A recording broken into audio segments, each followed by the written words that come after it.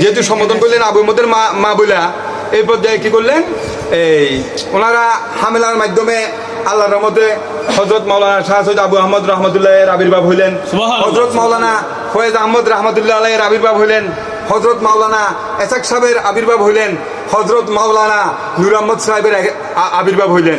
ওই যে আকাশে 4টা তারা দেখছে, 4টা তারা পাইতেন কিনা আপনারা? 4টা তারা পাইতেন নে?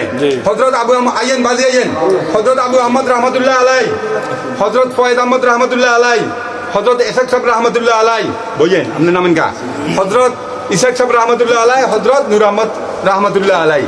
এখন হযরত আবু আহমদ রহমতুল্লাহ আলাই যুগশ্রেষ্ঠ ওলি, এখন ওনার এই ঢঙ্কার আউয়াল এবং আখেরে বাদের বাজতেছে না। সৈয়দ ফয়েজ আহমদ রহমতুল্লাহ আলাই ছোট হুজুর, যিনি আমার আন্দরবাড়ি যে দরবার শরীফটা আছে, উনি ওনার ঢঙ্কার নিয়ে আছেন। সৈয়দ ইসাক সাহেব নিবে জ্বলে ওনার যখন একটা মেয়ে হইলেন, তখন সৈয়দ ইসাক সাহেব ওফাত হয়ে গেলেন। আর সৈয়দ নূর আহমদ সাহেব উনি 12 বছর বয়সে কি করলেন, ওফাত হয়ে গেলেন। তাইলে আকাশের 4টা তারার সাথে আল্লাহর ওলিদের দুনিয়ার বাড়ির আবির্ভাবের কেরামতের সাথে একজাস্ট হয়েছে কিনা, হয়েছে কিনা? কথাটা বলছি যে সৈয়দ আবু আহমদ রহমতুল্লাহ আলাই উনি এসাক সাহেবের রুমে গেলেন। তৎকালীন আমলে আমাদের মাটির ঘর ছিলেন। কিসের ঘর? মাটির ঘর আর চনের ঘর। আমি যে মাটির ঘর বলতেছি, আমার কি লজ্জা লাগতেছে কিনা? কারণ আমার কাছে ছিল মাটির ঘর। তৎকালীন আমল তো আর এরকম 5তলা 10তলা বিল্ডিং ছিল না, আরে বাজি। তো এই মাটির ঘর তৎকালীন আমলে হয়তো বা বাতি, মোমবাতিরও যুগ ছিল না, কেরোসিন দিয়ে বাতি জ্বালাইতেন। একটা পর্যায়ে দেখা গেছে যে এই মাটির ঘরে হযরত আবু আহমদ রহমতুল্লাহ আলাই বড় ভাই এসাক সাহেবের ঘরে গেলেন। এসাক সাহেবের ঘরে গেলেন, তৎকালীন আমলে লাইটও নাই, বিদ্যুৎও নাই। কথা খেয়াল করেন, লাইটও নাই, বিদ্যুৎও নাই। এই অন্ধকারের ভিতরে এসাক সাহেবের ঘর আলোয় আলোকিত হয়ে গেলেন। হযরতে আবু আহমদ রহমতুল্লাহ আলাই বললেন, আমার ভাই কি যে সাধন করছে, এই ঘর আলোয় আলোকিত হয়ে গেলেন।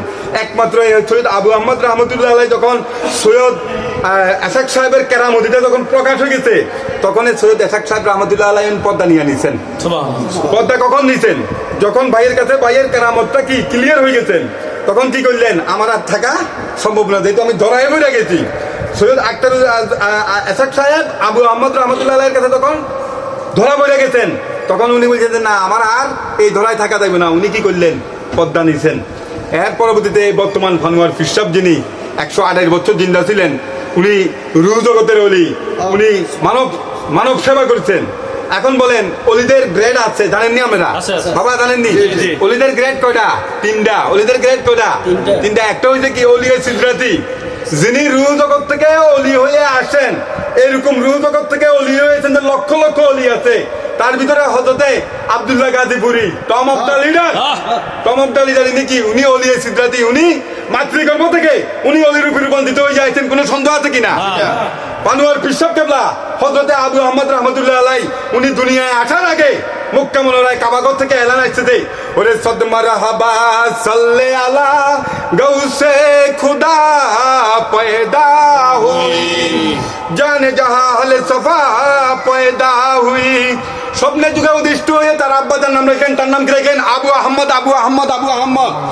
দেখেন পানোয়ার পীর সাহেব কেবলাতে রুহ জগতের অলি, কোনো সন্দেহ আছে কিনা? তাহলে এরকম অলিদের গ্রেডের ভিতরে কি, অলিয়ে সিদরাতি, যারা রুহ জগতের অলি, যারা আওলাদের রাসূল, তারা রুহ জগৎ থেকে অলির উপরে রূপান্তরিত হয়ে আসছেন। কি অলিয়ে সিদরাতি, অলিয়ে ওয়াহাবি, উনিকে অলিয়ে সিদরাতির গোলামিতে নিজেকে অর্পণ করিয়া, অলিয়ে সিদরাতির গোলামিতে নিজেকে অর্পণ করিয়া তিনি এতদূর পইয়া অলি হইতেন। উনি হইতেন অলিয়ে কি, অলিয়ে ওয়াহাবি। আবার অলিয়ে ওয়াহাবি থেকে যিনি ফয়েজ নিয়া অলি হইতেন, উনি হইতেন অলিয়ে তাসবিহ। অলিয়ে তাসবিহ অলি বানানে ওয়ালা না, অলিয়ে তাসবিহ যিনি, উনি অলি বানানে ওয়ালা না। আর অলিয়ে ওয়াহাবি যিনি, উনিও অলি বানানে ওয়ালা না। অলি বানানে ওয়ালা হচ্ছেন উনি কে, যিনি অলিয়ে সিদরাতি, রুহ জগৎ থেকে অলি। সন্দেহ নেই বাবা।